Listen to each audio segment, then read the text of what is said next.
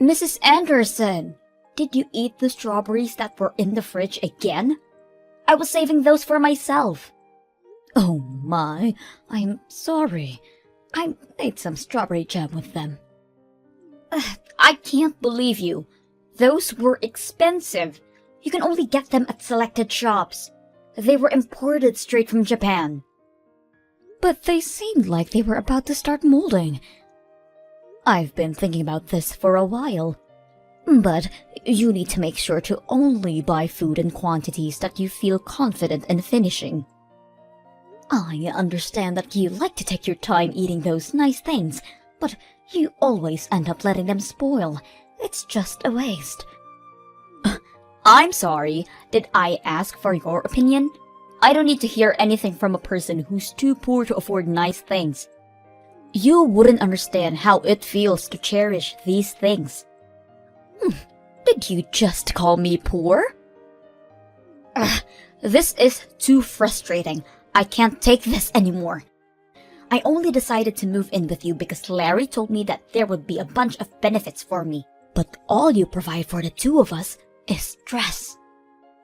What? You use the nice things that I buy without any permission. You only pay a small fraction of the rent. And worst of all, you don't even spoil your daughter-in-law, regardless of how much she's done for you. I'm sorry, but what have you done for me? I let you live with me! Didn't Larry let you know that he wanted to live with me before the two of you decided to get married? That doesn't matter. I can't take this anymore. I've decided that I'm going to stop acting like the nice little housewife that I always try to be. I'm going to stop myself being such a sweet soul to you, and I'm taking better care of myself. Have you ever really been kind to me? You call yourself a housewife and try to look nice in front of Larry. But we both know that the truth is that I always do the housework, while you lie down on the couch, scrolling on your phone. Shut your mouth, you peasant! Don't you dare speak to me like that! You need to keep in mind that the only reason that you have a place to live is because my husband and I are kind enough to provide for you. Larry, I need to tell me what you told Molly to convince her to live with me. Huh? What do you mean, Mom? She just threw all of her anger at me, that this isn't what she signed up for, and that you told her that there would be benefits on her side by living with me. She even went as far to call me a peasant, and that I should be ashamed of not being able to spoil her. Molly told me that you were the one who came up with the idea to live with me and that you convinced her to do so. So I need to know what you told her. Just come clean with it. I need to know this to straighten out this whole situation. Besides, I've been having a feeling that you're lying to me for a while now. What? I mean, you had a bunch of money inherited to you when Dad died, didn't you? He worked at a decent company, so I imagine the insurance was great. Therefore, I figured that you had enough to be well off for the rest of your life. Maybe even better than well off. So I told Molly that you would support us a pretty good amount per month if we let you stay over at our place. So we had a discussion and decided that it would be best to rent the money that we need for now and have you support us to pay it back. And you tried to ask me to live with you guys without raising any suspicions by keeping something so huge from me? Wow. I remember how happy I was when Molly told me that she wanted to keep me close for when I grew old. It was all about just money. Huh. You don't have to say it like that, Mom. Don't you enjoy our company? After finding out about your motives, no, I don't. You turned Molly into a cold-hearted liar. Now all she does is complain about my presence and call me poor. I should never have even bothered living with the two of you. So explain everything to Molly right now. That there was never a conversation about me providing for the two of you and that you lied about it. And while you're at it, apologize and tell her that you'll single-handedly provide for her from now on. What? How did our conversation end up in that direction? You're supposed to be understanding and help us more with future payments. Why would I do that? Because Molly isn't the same girl as the girl I met either. Ever since my salary started going down, she's been constantly irritated about my presence too.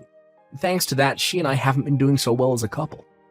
I can't say that I didn't notice how her behavior towards you had changed as well. Even in this situation, I believed that you would help me. Because you're my mother, and that's what mothers should do for their sons. But you didn't even bother offering help, and now you're trying to abandon me in this situation and leave everything in my hands. Don't you see how harsh you're being? You're my mother, so do something. Are you kidding me? How old are you? Someone your age needs to pick up their crap and finally become independent. I'm the one who should be asking you if you're kidding me right now. What kind of mother behaves like that to her son? If you're going to be so cold, then fine. I see how it is. I could kick you out of the house as soon as I want. You are going to kick me out? Even though you're the one who suggested that I live with you in the first place. If that happens, you're going to be in big trouble, aren't you? You sold our house and all of the land that you owned before moving in with us. You have nowhere to go back to, right? You don't want to become homeless at that age, do you? All you have to do to avoid that outcome is to stay in that house and keep paying your rent to us. I can't believe this. You're threatening me. I've raised my son into a monster. Come on, I'm just negotiating, Mom. Besides, you still have the money that you earned by selling our old house, didn't you? I'm sure it wouldn't hurt to pay a little bit of rent every month. I look forward to our business together. Well, we couldn't have had such a nice house without you, so thank you for your support. When are you going to pay your rent for this month? Larry told me that you would be paying $3,000 for rent this month. Why have you not still paid us? What? 3,000? What kind of joke is that? Are you telling me that Larry lied to me again? Why does he always lie to get out of trouble when he knows that he's going to get caught? Never mind then. I'll just tell you myself. Larry and I will be asking for $3,000 each month as rent from now on. Are we clear? You can manage to do that, right? No, I can't. I already pay an amount that will pay well over my expenses in a month, and now you're asking for $3,000 a month? I'm only paying the same amount that I used to. $1,000 for each month is enough. I guess this means our negotiation has failed. I'll pack up your things and leave them outside. So gather those things and please leave. What? This is your last chance to change your mind. If you promise to pay $3,000 every month, then we'll let this incident slide. I won't throw your things outside. So, what's it going to be? Are you going to pay $3,000 each month as rent? Or are you going to be homeless and spend your nights on a bench in a park? Feel free to make the choices that fits your preference. I can't believe you. You can't just kick someone out like that. As you've already figured out by now, I'm barely getting by at this point, thanks to your dumb little son who couldn't manage to keep his job. We don't have the option to keep another mouth to feed for free. You don't keep me around for free. I pay my part of the expenses. And you say that you don't have the option, but I don't see you getting a job either. Stop arguing with me. My job is to take care of the house. I'm not going to go out and work like a peasant, so you need to pay rent and account for that. How does that make any sense? But you choose to ignore our needs and neglect your part in supporting us. Have you used up all of the money that you earned through selling your house already or something? It's my money, and I get to use it however I want. How selfish can you be? You use all of your money for yourself while your son and daughter-in-law are struggling to get by. I can't imagine how easy it must be to rely on someone else to live while not making any contributions whatsoever. But that ends now. If you can't pay your rent, then get out of my house this instant.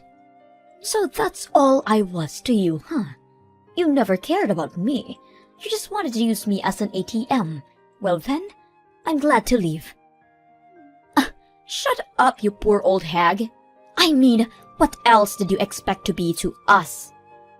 The only good that you do is pay us, so I think it's fair that we only see you as an ATM. You're not worth the space in our house. You need to leave and never show up ever again. There's literally no point in letting you live with us, you parasite. I guess I'll move into the luxury nursery home with a built-in country club in the town next door. Seriously? I guess he got his habit of lying from you. I'm being serious. And where on earth do you think you're going to get the money for that?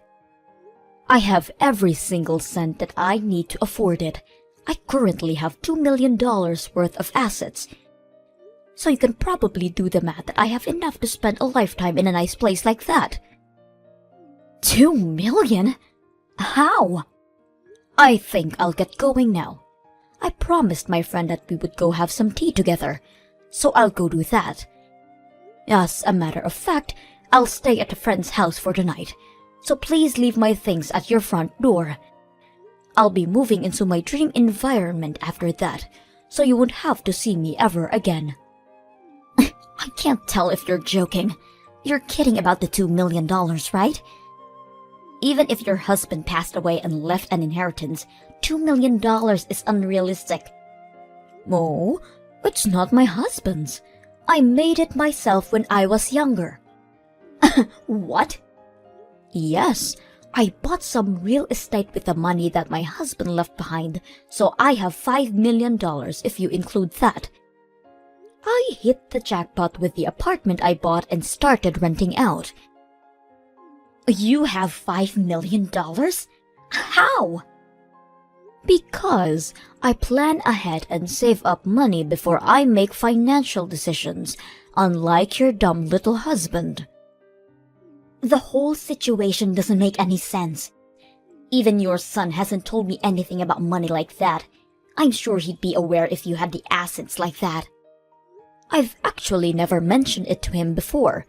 I sold the company that I was running at the time as soon as he was born. So, you sold your company? You're trying to tell me that you were a business owner? Yes, that's exactly what I'm trying to tell you. I was a big risk taker when I was younger. I started lots of businesses, and most of them failed, but one of them really took off, and it expanded to a pretty good scale. I can't believe this. I married my husband right after that, though. So, I ended up selling the company for a pretty good time. I found it more important to marry and devote myself to the love of my life. Therefore, I sacrificed the potential of becoming a billionaire to pursue it.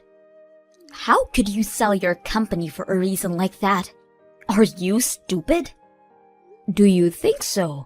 Because through my eyes, it seems like you and I are doing the exact same things. Quitting our jobs to become housewives. I just wanted to support my husband with everything I had, so I did exactly that. He was very kind, but he had trouble balancing his tasks, so I had to step in all of the time, and I enjoyed it a lot. The money that I got was just a bonus. And that's how you got $2 million? Exactly. So that's probably why Larry never mentioned it to you. He simply only knew me as a housewife. The subject just never came up, because we were all happy with the situation that I created. My brain can't keep up with all of this. Then, you can look it up the internet tonight. The company is still pretty large in scale. I'm sure you can find my Wikipedia or something as its founder. Mom, what do you mean you used to own a business? Why did you never tell me about this? And your savings? That should have been the first thing to bring up when you started living with us. Let me ask you this. Why would I have to tell you what my savings are? In fact, why should I even financially support you? Are you serious? Yes, I'm serious. This is my money, so I get to use it however I want to. Is there some type of law that obligates me to help you out because I'm your mother? But I'm your son. Isn't helping me out when I'm struggling the normal thing to do? You don't get it, do you? I'm not going to help you, especially because you're my son. I care for you, so I need you to learn how to keep going on your own. Come on, Mon, don't be like that. Look, I'm sorry about all of the things that Molly said to you. I really am. And I'll make sure that she understands her faults too. So, can you please come back and live with us? Molly is saying she'll do all the housework from now on, but I'm sure things are going to work out this time. All you need to do is support us the way you always did, and all are going to be well. Sorry, but I just finished signing up for the nursing home that I was talking about earlier. So, no, I won't be moving back with the two of you anymore. What? Have you already finished signing up? I mean, I can't just stay at a friend's house forever, can I? The place I'm moving to has a whole building to itself, so I'll be spending the rest of my life shopping and sipping margaritas next to a pool. My friend even said that she's moving in with me, so we'll be having the time of our life. They own a whole building? And a country club is inside. How much is that going to cost you? You could save so much money living with us instead. I'd rather use everything I have on myself than let you two parasites steal from me. I hope you and Molly live happily alongside each other. Don't mind me anymore. The poor old hag will be living in a beautiful nursing home with everything she needs to be happiest she could be. Mrs. Anderson, what have you done? What are you talking about? You know what I'm talking about. I really don't. The neighbors, they kept staring at us like we're criminals. And when we approach them, they won't even look at us in the eye. It's very difficult to live comfortably when you're surrounded by people who treat you like that. And why do you suppose that I was the one who did something?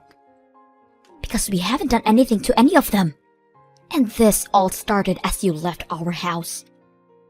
Well, I'm so very sorry for the two of you. It might be because I stopped donating to the city. What do you mean? I'd actually been donating to the city for a long while now. You know, giving back to your community feels great. So I'd make large donations towards schools in this area. I also donated all of the money that was used for the furniture of the city hall that was built up a while ago. I'd make donations like the above every year. You do all of that for people that you've never even met? But you still can't pay for our house. How is that fair?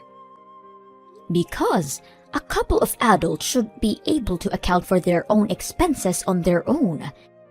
I lived in that city, and the responsibility was partially mine.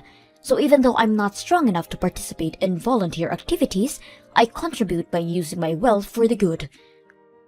But now that I've left that town, I've stopped making those donations. It's not my responsibility anymore. What are we supposed to do now? Everyone knows that the two of us were the reason that you had to leave. So everyone in the city thinks of us as nuisances now? I mean, there aren't many people who are capable of making donations that scale every year. So I guess there won't be anyone to replace me. But it's none of my business anymore. And I have to go easy on spending to keep living in this environment. So all I can say is good luck. What do you mean, good luck? How are we going to keep living here if every single person hates us? Please, come back to town. There's no way on earth that I will ever go back. I mean, who in their right mind would leave a living dream to go back to live with a crappy married couple? If the donations are the problem, then why don't you two just make the donations instead of me? It feels amazing to be able to give back to your community and be appreciated by the people at the same time. I think I've always had a thing for taking care of others. Then take care of us too. Please. Why are you so cold to only us two? Because it's my policy. I only like to take care of people who I like. Do you not like us? No. I like everyone in that city because they supported me a lot when my husband first passed away, and I had to start raising Larry alone. That's when I decided that I wanted to start making the donations. I'm proud to say that I can probably make any type of sacrifice for the people who I love. But I can't do that if I hate you, right? I don't want to pay a single cent for the two of you. You hate us that much? Your own son and his wife? Yes. Even a grandchild wouldn't convince me to bring the two of you into my life ever again. I can't believe you just said that. Boo-hoo. I know it'll be tough, but I hope you two get up on your feet and try to make it work there. Now, I'll go have my afternoon tea on the terrace with my friends now. Goodbye. After that, I immediately met with my lawyer and wrote a will that stated every penny in my name will be donated to non-profit organizations from all around the world. As soon as I sent a letter letting them know, Larry and Molly stopped spamming me with their emails begging me to come back. It seems that they're finally going to start working hard and taking initiative in their own lives. Larry started studying to earn a certificate that will lead to a promotion in his workplace, and Molly started a part-time job at a cafe as well. It seems that everyone in the city still says the horrible things behind their backs and when they pass by. But they're still trying to earn back their place in the community. Hopefully, everything works out for them, and they can be proud of achieving that.